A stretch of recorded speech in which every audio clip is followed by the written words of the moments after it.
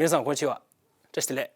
ットディスウィークへようこそ。こちらはチベットテレビの天神ラクフェルと申します。チベット、ダライラマ法王、そして CTA に関する1週間のニュースをお送りいたします。では、まずヘッドラインとそれからニュースの詳細を見てみましょう。ダライラマ法王はチベット国内の人々に向けて希望のメッセージを発信しました。ダライラマ法王はノーベル物理学賞の受賞者を祝福しました。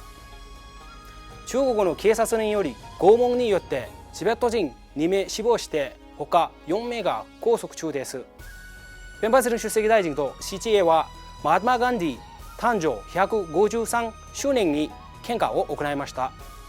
ダラムサラ・デレック病院が50周年を迎えて CTA は長年の功績を称賛しました。国際関係省のノルジンローマ大臣は第51回国連人権委員会の傍聴イベントに参加しました。日本事務所有谷代表は日本ウイグル協会が主催した日本外国特派員協会の記者会見に登壇しました。チベット事務所ワシントン DC は元インド外務次官のプルニマラウ元大使を招待して昼食会を行いました。チベット事務局ロンドンは2022年イギリス保守党会議でチベット関連のイベントを開催しました。チベット事務局台湾の民居流事務局長はドイツ統一記念日祝賀会に出席しました。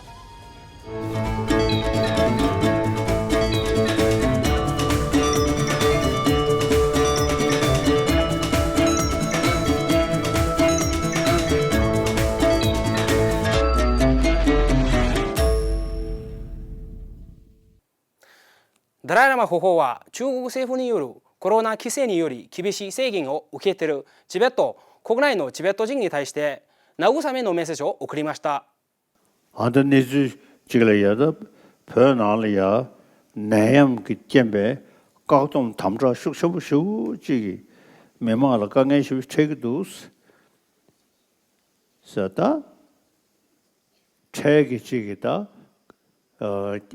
가서다 쟁해진데 샤유는 참말로 썸머슈부체 애는 알아서 표 관심 하고 전에 세계다 뉘시사대 요리 애니 세세 조리 애니 다가는 신기이니 루기슈리 된적이 조사 넘수를 야 참말로 애니 mel로 야고죠 애니 나대 사케 장 대요리 이내 레던 저 투무 모임 버시고 인도산에 아니 여러분이 달라마야 참버체 아니 가다 소디 가나서 데베타 세그리 사버시기 아니 소소프게 로 대우천데 대쇼아 대가 자샤네 어다 아들로 다 제주 자라실레디 요리 제주 접두이나 실레디 요리 아다 소고 대사시 음주스 딱제시도잖아 나안달로 정원이 수 대그리 했으니 음지들 시기도 그봐 저들이 이제 배자시 메모조 롯데호 전시와 法王は9月3日から3日間台湾の仏教徒グループの要請に応じて総本山である津倉藩でダルマキディ保証の注釈書両方祝第2章について3日間の法話を行いました。今年のノーベル物理学賞が量子技術の新時代の基礎を築いた実験装置の発展でアラン・アスペ博士、ジョン・クラウザー博士、そしてダライラマ法王の友人であるアントン・ツリガ博士の3名に授与されると決まったことを受け、ダライラマ法王は10月6日祝辞を述べられました。法王はこのニュースを聞いて喜びを表し、過去40年にわたり量子物理学に関連してツアレンガ博士と実りある対話を重ねてきたことを回想されました。法王はアンドン・ザリンガ博士と彼の同僚の研究が人類全体に利益をもたらす可能性があると確信していると述べられました。ガルゼチベット自治州の2人のチベット人チュクダル氏とヌルブツリン氏がそれぞれ今年8月26日と9月28日に中国の警察の拘束下で死亡しました。チベットタイムズによりますと、ヌルブツリン氏は9月27日、カム地方ガルゼのダシット県にある老人ホームに食料と食材を届けたとして中国警察当局に逮捕され、地元の警察署で取り調べを受けた後、殴られて死亡したとのことです。彼が老人ホームを訪れて年長者に食べ物や物資を提供したのは老人ホームの管理責任を負う政府関係者に対する批判であると警察はみなしているようです。彼は妻78歳の母親、そして2人の子供を含む家族を養うためにタクシーの運転手をしていました。52歳のチュクダル氏は2022年8月26日、セルシュル郡で宗教的儀式を行ったために受けた拷問の結果、中国の警察の拘留中に死亡したと報道されていました。報道によりますと、チュクダル氏の家族は当局から彼の死が警察の虐待によるものではないことを確認する公式文書に署名しないと彼の遺体を返さないと言われたそうです。彼は両親、妻、子供たちの一家の大黒柱でした。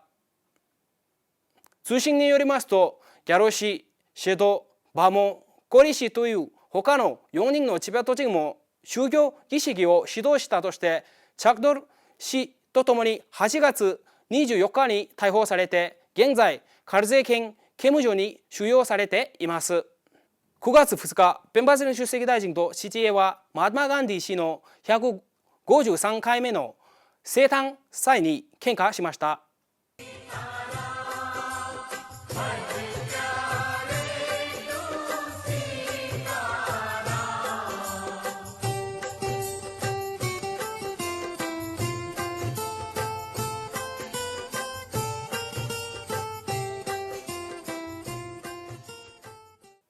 出席大臣はメディアに答えて、ガンディ氏は非暴力行動の基盤を設定した強い影響力を持った最初の指導者として記憶に留めており、ダライ・ラマ保護の指導の下で行われる我々チベット人の活動はガンディ氏の行動を基盤とした揺るぎないものであると述べました。ダラムサラのデレク病院は9月4日、創立50周年記念式典を開催しました。また、ダライ・ラマ保護の主治医であり、治療主任のツェテン・サムトク博士が勤続40年を達成して表彰されました。ペンバスリン出席大臣は挨拶で、デレク病院の成功はスタッフの一人の努力の賜物であるとし、40年間地域社会に貢献してきたツェテン医師の決意に拍手を送りました。また出席大臣は、生きる上で最も困難なことの一つである病気や苦しみから救い出してくれる医療職は最も重要な職業であると述べました。憲法ソナムテンベル議長は、病院がダライ・ラマ保護の祝福を受けて50年間進歩し続けたことを称賛して、病院がビジネスとして設立している現在において患者のケアにおける思いやりの重要性を強調しました。式典にはカルマダドル司法事務局長代理、ドルマツリンテカン副議長、テンジン・ルントク司法事務局長、ギャリー・ドルマ公安省大臣などの高官らも出席しました。ペンバスリン出席大臣は先週、2つの学生グループともそれぞれ交流しました。ディショム財団の小学生ナムギャル高校の生徒たちです。出席大臣はチベットとインドの歴史的な師弟関係について解説して、チベットの史実について掘り下げ、学生たちと議論しました。CTA の情報国際関係省のノルジン・ロマ大臣は先週、第51回国連人権委員会の傍聴イベントで、ダライ・ラマ保護の短所を含む短所問題に対する CTA の一般的な立場について話しました。大臣はアメリカ合衆国のチベット問題特別調整官であるオルザゼヤ次官のチベット人の宗教自由への強力な支援に感謝を表明しました。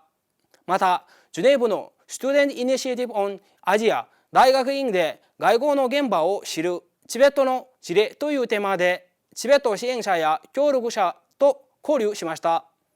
大臣は先週初めにイタリアで南チロールの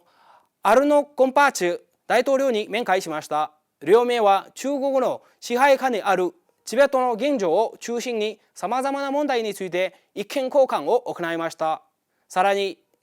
ロベルト・ランピ元元老院議員、アルグスタ・モンタリリ代理議員、イタリアチベット議員連盟の元メンバーらイタリア仏教協会連盟会長にも面会しました。ベルジャーではリオナルド・オラザーノ文化大臣とともにチベットアジアの心と題した3週間の写真展を開始しました。ノルジンロマ大臣はイタリアのミラーノで開催されたヨーロッパチベット協会の第3回総会の開会を主催してチベットの文化や言語を保護することの重要性を強調しました。オーストラリア、ベルギー、フランス、ドイツ、イタリア、オランダ、スペイン、スイスとリテンシュタイン、そしてイギリスの9つのチベット協会とコミュニティから27人以上の代表者がこの会議に参加しました。ダライ・ラマ法王日本東アジア代表部事務所のアリア・ツェワンゲルボ代表は9月30日、日本外国特派員協会にて日本ウイグル協会の主催で行われた記者会見に出席して中国政府の人権抑圧に対する抗議を訴えました。アリア代表は挨拶の中でチベット、東トルキスタン、南モンゴルの問題は単に人権や宗教的な迫害の問題ではなく隣国の卑劣な行為による独立国家への侵略であることを強調して世界の指導者たちにこの3国の問題を未解決の国際問題として考えるよう促しました。記者会見にはウイグル、チベット、南モンゴルの代表者が出席して来日した世界ウイグル会議のドルクン・エッサ総裁と強制収容所の生還者クルビヌル・シリック氏が登壇して嘆言を行いました。またチベットハウスジャパンでは10月1日から2ヶ月間のチベット語講座も始まりました。講師のアリア代表はオフィスで直接受講する受講生とオンラインの受講生を歓迎しました。オフィスの直接受講生は主に東京都内から、またオンラインの受講生には日本各地から参加しています。このクラスは2ヶ月間毎週土曜日に開催される予定です。チベット事務局ワシントン DC とインターナショナルキャンペーンフォーチベットは9月4日、インドの元インド外務次官プリニマラウ大使との昼食会をチベット事務所で開催しました。ナムゲルチュルブ代表はチベット内部の現状、チベットと中国の紛争に互恵的で長期的な解決策を見出す唯一の方法として中道アプローチについて話しました。ラオ大使はチベット事務局と ICT に感謝して1960年にラクナウの駅でダライラマ法王に会ったことの思い出を語りました。チベット事務局ランドンはチベットハウストラスと2つの提携姉妹対談と共同で10月3日月曜日にバーミンガムの2022年保守党会議でチベットはなぜ重要なのかと題する講演会を開催しました。ナムギャルツリン・フラシ代表は現在のチベット国内の抑圧的な状況について述べ、平和的な紛争解決の道しるべとしてチベットの中道アプローチについて説明しました。チベット協会の前会長であり、長年チベットを支援してきたノーマン・ベーカー議員は20世紀初頭、まだ中国が干渉してない時代のチベットとイギリス政府との関係や二国間条約を結んだことを指摘しました。代表団はこの機会にリーフレットを開封して情報提供のためのブースの訪問、会議場でのその他のイベントへの参加などを通じてチベットのためのロビー活動を催しました。チベット事務局台湾のミンギュル・ユドゥン事務局長は9月2日、台北のハワードプラザホテルで行われた在台湾ドイツ大使館主催のドイツ統一記念日の祝賀会に出席しました。事務局長は CTA とチベット人を代表してて、